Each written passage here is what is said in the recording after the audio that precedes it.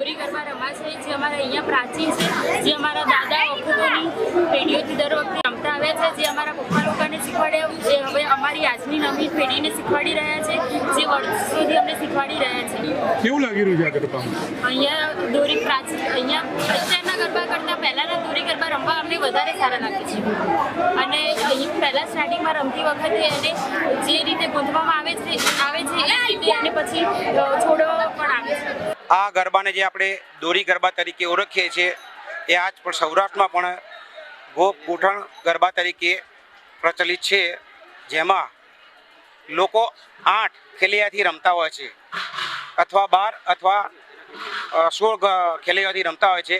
પણ અમે આજે અમારા ગુજરવાડા મહોલ્લામાં 24 ખેલૈયાથી ગરબા રમીએ છીએ. તમે જોઈ શકી છે આજે કે 24 ખેલૈયાથી રમવું બહુ અઘરું કામ છે, ભૂલો પણ પડે છે, છતાંય અમે 24 ખેલૈયાથી આ ગરબા રમાડીએ છીએ અને વર્ષોથી અમારા પૂર્વજોની પરંપરાથી આ ગરબા ચાલે આવે છે અને અમે એ પરંપરા જાળવી રાખી છે.